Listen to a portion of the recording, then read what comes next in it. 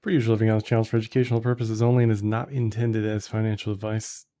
It is Teaching Tech Tuesday. Let's talk about historical events preceding and after previous halving periods. Someone had asked that I discuss that. So we're going to take a little trip down memory lane. Always a good sign when you see the Wikipedia symbol at the top. A lot of Wikipedia articles. In some ways throughout the years, it's been tough to change our image and identity from illegal activity to what it's become today. And if there's anything you can take away from this video, that's why this time it's actually different, because we have direct institutional access in a highly regulated way for the first time via ETFs. And it's kind of amazing, if anything, just sitting back looking at what's happened over the past decade. It almost feels too soon, as crazy as that sounds. But here's the halving monetary schedule, something you won't get from any central bank or central planner. This is another reason why Bitcoin is special. It's backed by math. We're actually a little bit farther along here. We're around the 830,000 block. I'll put all these descriptions in the link of this video. Give me a like and a dislike. This is from Bashco. I don't know if he's still active, but he was an OG back in the day in the Bitcoin community on Twitter, on Reddit. But this was one of the best representations of halving that I've ever seen, spelt out basically until eternity, right? Beyond 2060. And you can see we are approaching a place where not many more Bitcoin will be mined past 2024, past that 20 million mark. One of the reasons why Bitcoin has gotten where it's gotten is because it was isolated early on. It was new. No one knew what it was. There was a lot of experimentation. There was a lot of different failures of centralized entities that led to the use of this decentralized experiment early on, right? And I'll talk about a few of those things. But whenever I talk about Bitcoin to someone for the first time, I usually lead with, there will only ever be 21 million based on the code. And we know exactly when, approximately, the inflation schedule will change. For a lot of this video, I used the website 99 Bitcoins for their historical references.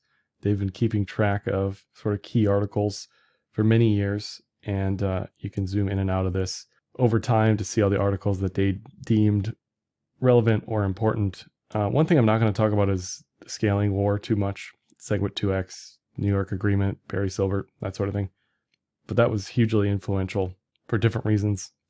Later on in the 2016-2020 epoch, where we couldn't come to an agreement and we eventually spun out Bitcoin Cash, Bitcoin SV. One of the first things that came up besides buying pizzas early on was this idea that we could use Bitcoin for online transactions. It was early in the internet, but not super early.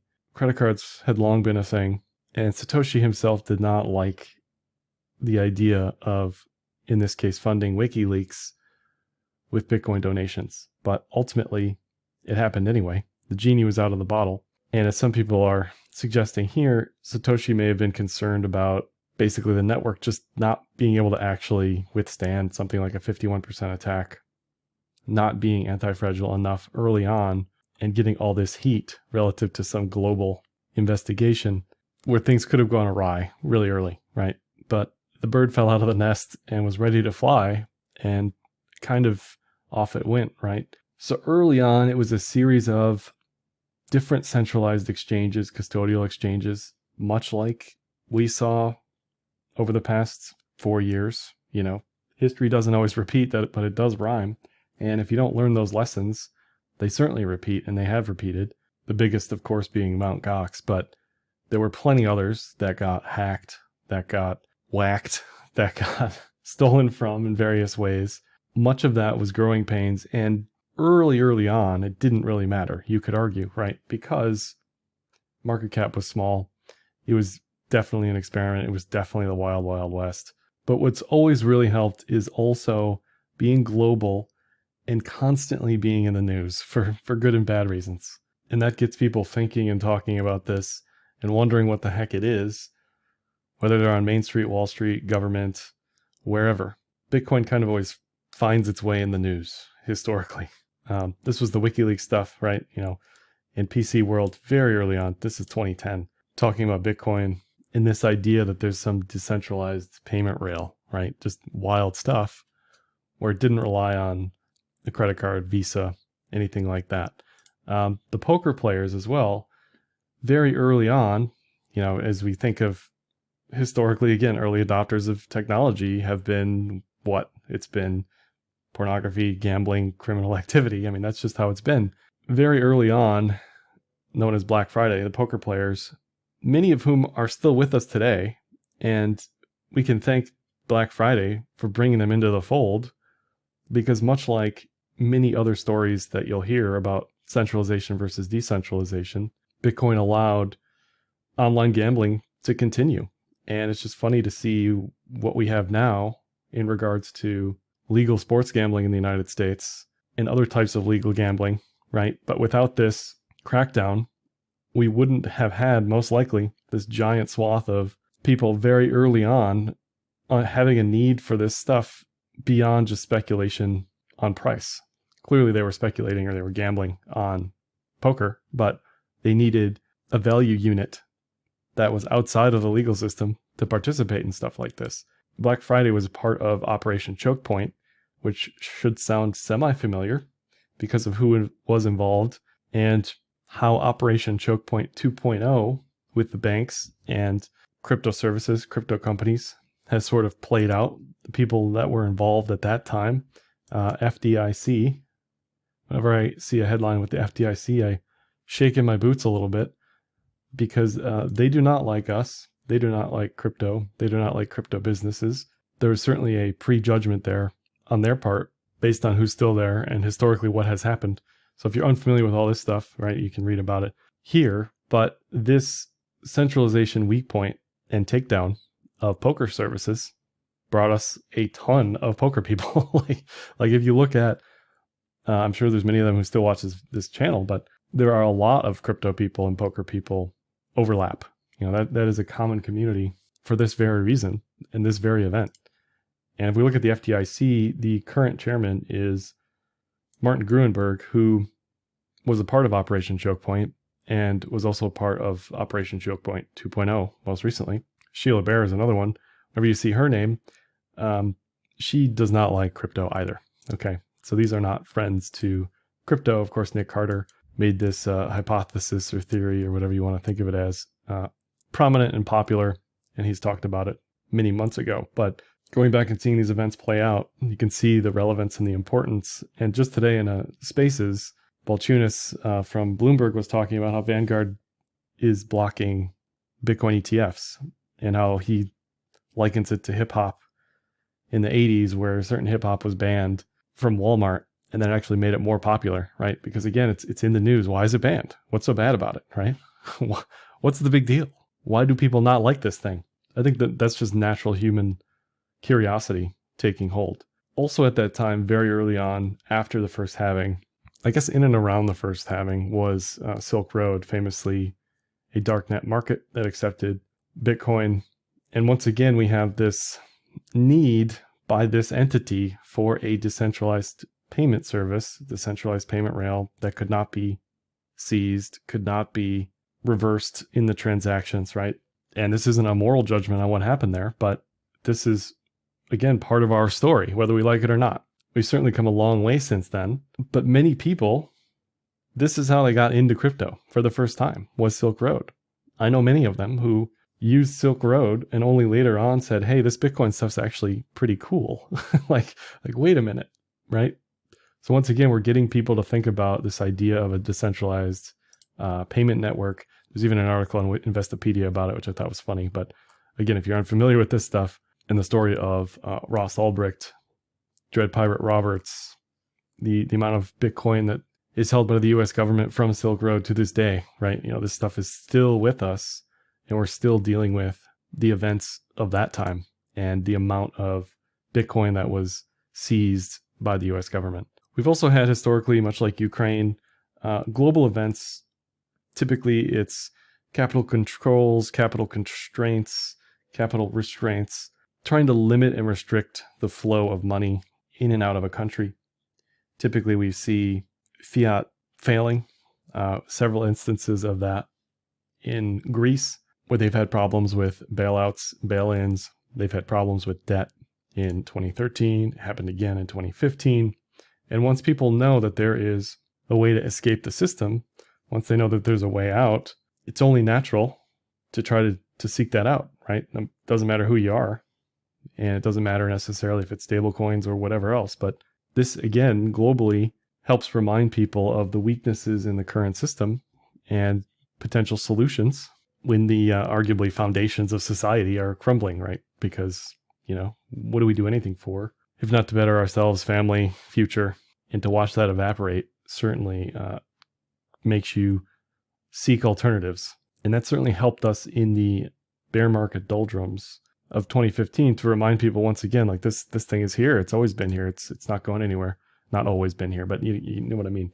Also around the run up in 2013, we had a ton of Chinese speculation, again, capital controls, again, arbitrage, lots of Asian interest. Back to this piece about being global, right? It's always been with us. It's always been a part of this. Speculation has always been a part of this.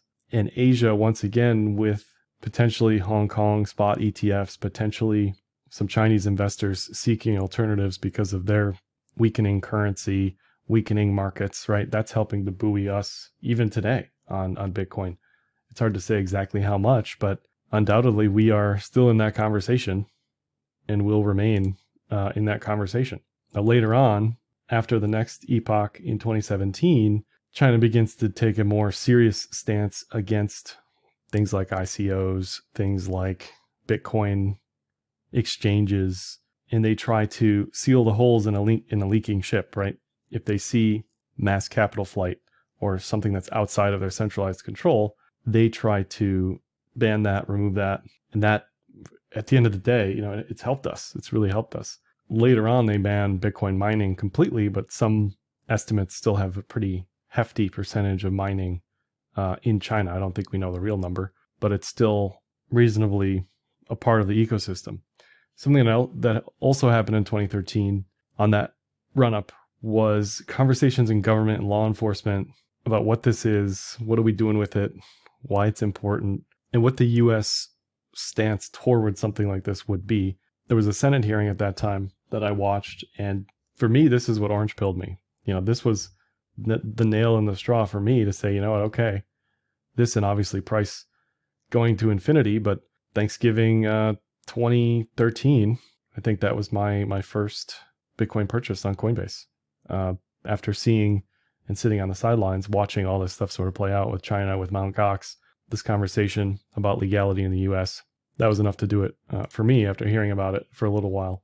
Back to Mt. Gox, something else that helped price run up was this perpetual bid that I guess we could say, we'll just call it fraudulent. Okay. It's called the Willy bot, the Willy report. You can read all about that. But that certainly helped bring price beyond expectations, right? When we kept just getting this bid underneath us that wasn't like today, that wasn't necessarily legitimate. It wasn't even leveraged. It just flat out wasn't real. Okay. And that was acknowledged by Karpelès later on. It was talked about for years. The report came out. Karpelès, the CEO of Mt. Gox, later on came out and said, yeah, that was a thing.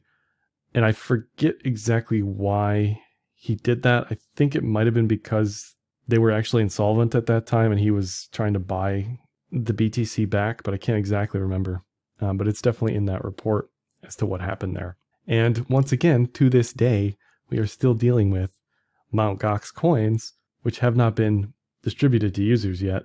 If we look at all of the addresses that are associated with Mt. Gox, you can find them online. There's also a Twitter bot that keeps track of all this, but that still hasn't been resolved, a decade out.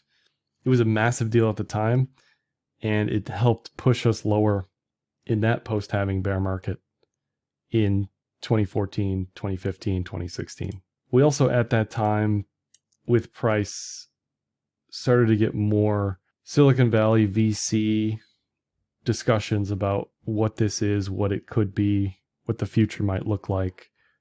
This is a Mark Andreessen piece from 2014 in New York Times talking about businesses on Bitcoin or Bitcoin-based investment opportunities, as he calls it. Didn't exactly pan out as he thought it would at this time, but I think a lot of that vision actually played out with ETH ICOs and ETH businesses and smart contracts. And once again, we are still dealing with that in a way, because we have all these vulture capitalists going around buying pre-sales with SAFs at, thousandths of a penny on $1 per share per coin, and then dumping it on retail in short order on Coinbase, on wherever else, right? So although I think he meant the best, had the best intentions, A16Z and Chris Dixon, I think it is, that stuff didn't exactly pan out as we had probably hoped on the Bitcoin side of things. Moving on to 2016, 2017, obviously we're coming out of the bear market. We had a massive technical move here, a 250-day consolidation pre-halving. We had a Bitfinex short squeeze. At that time, the trade was heavily short. It was very crowded short. I think the general sentiment was this thing can't keep going up. There's no reason to buy this. Nobody's using this. And I think that really helped propel us higher on the price side. And it becomes this self-fulfilling prophecy mechanism where we get headlines, we get more people involved. Oh, halving, what's that? That's interesting, right? Does that sound familiar like today? What do you mean everything's programmatic, So price has always been a very important part of bringing people to the table and getting people's ears perked up saying, oh, what do you mean? That thing still exists? I thought only drug dealers use that. Drug users use that. Silk Road, blah, blah, blah, right? Immediately after halving, we have the Bitfinex hack, which I'll talk about in a second. Then we have more China bans Bitcoin. We have BCH later on splitting off. Roger Ver exits. Segwit 2X at the very top. And then we start to see actual structured legal products launch in the United States with the CME futures. But the two biggest things around the 2016 halving were definitely the technical price move higher and the Bitfinex hack. This also aligned with moving through the weekly cloud, right? You can see it right here on the chart, not the cloud, but the move. So all that certainly helped bring people to the table. Before halving in 2016, we had a rage quit of a core dev, Mike Hearn. I will spare you the details there, but you can read all about it. Basically says, he sold all his coins. He will no longer be taking part in Bitcoin development. Details of the 2016 Bitfinex hack here. Basically, it was just kind of a confidence scheme, a little bit of insider knowledge. We can argue whether or not Razzle Khan or her boyfriend were actually involved, or were they just scapegoats. There was some involvement with BitGo as well, who was part of the custody chain there. So there were a lot of issues, even at that time in 2016 with custody. That's changed a lot since then, and it's certainly been a teachable experience for people on the custody side. Bitfinex at that time issued a debt token that was paid off rather quickly. Many people, including myself, didn't think that was going to happen. This is the alternative to shutting the exchange down. Was we're going to give everybody a haircut, and in the place of that haircut, we're going to give you this made-up token. That made-up token, we have the right to rebuy on the market and pay you back. Basically, it was an IOU, and it worked out because, as you saw on the chart here, price basically bailed out Bitfinex. They made trading fees, they made fees off every thing, this, that, and the other, but it helped to quickly pay off that token. Kind of a miracle success story at that time. Bitfinex was one of the bigger exchanges along with Bitstamp at that time after Mt. Gox had collapsed. We also had the rise of Tether in 2017. Early on, it had trouble kind of maintaining its peg. In the pink here, you can kind of see how the price wobbled all over the place, sort of got locked in 2018, and then issues emerged later on in 2018 that I'll get to. But there are many people who've never liked Bitfinex for various reasons. They just have a lot of baggage, a lot of history, right? They have a lot of history. People don't forget this type of thing. In 2018, mainstream media started to go after them. We have Tether truthers. We have academic articles talking about Tether. who's the bank, where are they located, where do they keep the money, just never ending. Again, some of this stuff we continue to hear to this day, pre-US stablecoin legislation. We've got USDC in Congress during a hearing saying that the US should go after Tether for their illicit activity. So they are clearly trying to form a moat around themselves to run Tether out of town. But look, Tether's had baggage. Let's be clear. They've had issues being temporarily insolvent. That's no secret, which is, again, why many people do not like Tether. But we're still dealing with stablecoin uncertainty in various ways to this day, right? Tether remains a very big part of the ecosystem, along with USDC. Where they hold those assets remains a question for most people, although to me it's pretty clear at this point. You've got Cantor Fitzgerald looking after them. But all this sort of emerged in 2017 when altcoin exchanges blew up. Binance got huge. You had South Korean exchanges going down in 2018. And Tether helped solve the problem of not having access to US banking and not KYCing customers. I mean, that's really what it came down to. The two benefits there. Just having a digital dollar that you could transfer. Definitely centralized, but it never advertised itself as otherwise, and it certainly has a purpose, continues to serve a purpose. This is the article from 2018. I don't think this was ever peer-reviewed. I could be wrong, but there's plenty of very interesting conclusions this particular individual comes to. This particular individual here, I believe, is under a pseudonym on Twitter and part of the Tether Truther Brigade. I forget exactly his name on Twitter, but if you dig a little deep, you'll find out who that is.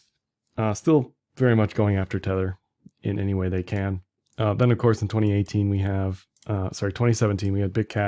Bcash, and then BSV later on. And these were contentious splits, I guess. Roger Ver was part of the big block people. He wanted cheap fees, did not want SegWit.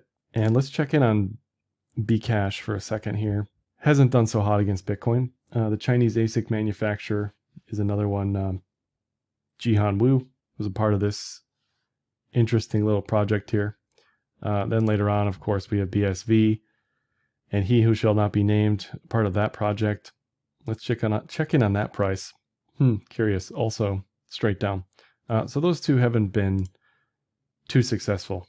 I won't go into everything on this very colorful chart, but in 2019, when I created this, it's always interesting how technicals and events lined up. I don't have all the macro stuff on here with the exact dates, but that was certainly a part of this. Hong Kong protests, CNY devaluation, capital flight, QE, ZERP, Tether circulating supply greater than 3 billion. We had a Binance hack. We had on-chain activity pick up in a big way. So what do we want to see going forward in this halving period? We certainly want to see on-chain activity pick up. We want to see Bitcoin businesses and activity pick up. We will probably see exchange volumes picking up. We will certainly see ETF flows picking up, ETF volumes picking up. We will see options on these products in probably a month or two. And that will be a whole nother round of headlines, new people involved, probably more retail, but that's a whole nother different type of market. And I have it on here a couple times with the size of the entire ecosystem, the market cap will also bring headlines. We're nearing $1 trillion on BTC. I forget the exact number on the total ecosystem. But that will also bring eyeballs and attention and people saying, okay, I can't ignore this anymore. One other thing on here is a lot about ETFs. The coin ETFs were basically the top, the rejection at least, the top in 2018 at that time, mid 2018. BCH BSV fork was around at the time of breaking the multi-month support, along with legacy markets just generally collapsing. We had Tether insolvency problems at that time. So of all the times for those three things to happen, the three horsemen, it did not bode well for price, certainly. Looking at those launches, this was something I talked about a few weeks back now, but these products and when they have launched has certainly helped mark a significant time point relative to price. The next things to watch for: USDC, Circle IPO, Kraken IPO, any other crypto company IPO? Does that start to happen later on in this cycle? Again, with the options stuff, when does that launch? What does that look like? And as far as altcoins are concerned, what do those future products look like? What does May look like for the ETH ETFs and price, right? That's certainly something to watch around this halving cycle. The last halving, which feels like yesterday to me, definitely COVID was the single biggest thing in and around that time. And as many people have said, it wasn't COVID that was the black swan. It was the global central planners' response to COVID that was the black swan, right? Closing everything down, printing all the money. I can tell you leading up to that, halving, I don't think that was the focus. The focus was not halving. The focus was we almost went to zero. BitMEX basically hit the circuit breakers and prevented that, but we were well on our way to zero. Many people in lots of money got completely wiped out trading leverage in March 2020. And in some ways, you could argue that really helped propel us higher. That really just clean slate, right? To start this new move higher with the QE bazooka, with stimmies and retail. And again, what do we have upcoming potentially is an increase in liquidity as central banks sort of step in and bail out their countries in a way. Return to QE versus QT. We have elections coming up. All this stuff is sort of aligning once again towards liquidity injections, which is really what helped us in 2020. We, of course, had Paul Tudor Jones come out. We had Michael Saylor come out. We had Tesla say they bought Bitcoin. We had some big names and some big institutional people publicly say that they got involved. Whereas this time, we don't really need that endorsement because we have the ETFs, right? We have a vehicle for all that money to get in if they really want to get in. And I wasn't too connected to macro at that time, so I don't even, I wasn't really thinking about, oh, we're printing all this money, we're going to see price appreciation, liquidity. That wasn't a part of anything, I don't think, that I was thinking about. I was certainly more focused on the weekly cloud, focused on this inverted head and shoulders, and away she went, right? But once again, the technicals lined up with the fundamentals there. We also had DeFi mania, meme stonk, GME, AMC stuff almost immediately after having institutional buyers I talked about. Later on, some NFT stuff. And then the consequences came. Terra Luna exploded. This new project, Eternify, I can't remember the exact name. Similar to Anchor, not exactly the same, but extremely risky. Hopefully the saving grace there is that it won't get very big to actually matter. But that was the problem with Anchor. It was, what was it at the peak? 20 billion, I think. Everybody on TikTok and anywhere else was talking about how they would get rich forever. In 2023, we dealt with those consequences. We're still dealing with those consequences. But 2023, for many people, all they could think about was Sam, FTX, Super Bowl commercials, Crypto.com, the nonstop headlines of things exploding, right? That was the most important thing in their mind. So they just stayed out of the market. Once again, contrasting that with the ETFs, it's a bit different. It's a bit different than what happened the last time we were at 50K. We, of course, have Celsius, BlockFi, Voyager explode, 3AC explode. Meanwhile, ETH transitioning from proof of work to proof of stake. But all this stuff certainly helped get headlines. Again, for better or worse, it did. I don't think there's anybody at this point who doesn't really know what Bitcoin is. There's some argument that we'll never see these spikes in Bitcoin on the Google Trends again because of what we've seen historically. I mean, we'll see. I think we will. I think if Bitcoin hits 100K, you're going to see a crazy spike in Google Trends. If Bitcoin hits 200K, that's going to be an interesting time, right? You'll notice even on this graph, the big spikes in Google Trend activity, retail interest, big price declines, or new all-time highs. That's when things really start to pick up in a big way. We don't have products like GBTC anymore to really mess with the market. But again, you can see how the discount just exploded to the downside. This, of course, is resolved now. So that's one thing we don't have. We still have ETH to deal with. ETH discount around 14% today, maybe 10% now. But that was another lingering thing on the market. How deep is this discount going to go? Is somebody going to try to take this product over? And all the involvement with the defunct companies, the bankrupt companies, and their purchases of GBTC that are still unwinding today, right? FTX gone, Genesis still dealing with that. Gemini Earn, that's still getting dealt with. Voyager, BlockFi, probably dealt with at this point. 3AC, it's probably somewhere in the middle. Celsius, we're still dealing with. And Genesis, again, we're still dealing with. So we're still dealing with this stuff, the ghosts of 2021 and 2022. The good news is we're aligning this towards a clean slate once again, right? Like everyone knows what happened for the most part. Everyone knows why it happened. Everyone has their opinion on what happened. But clearly it's a new day. We have ETFs. We have a legal way to do that. We have great custody. Trillions of dollars has access to Bitcoin for the first time. These were all done by me, by the way, when I was at Valkyrie, in case anyone's curious. I just went back in the time machine and found all these. And one of the reasons why we focus on Bitcoin on this channel, why I focus on Bitcoin, it's been the king for the past decade, likely to be the king for another decade. It's not going anywhere, right? And I'll spare you with a flows conversation, but looking back at where we've been, where we were, this rinky-dink thing that was connected to WikiLeaks and Silk Road, and people were using it for illegal online gambling, which they still are to this day, right? They're at this point, they're using Tron and they're using Tether. They're not really using Bitcoin anymore, but they are using cryptocurrencies. We're still dealing with issues with Mt. Gox, but it is different this time. It is definitely different this time. Hearts and minds are changing. There's been an awakening. Have you felt it? That's all I have for this one. Like, dislike, comment, share, subscribe, and happy trading.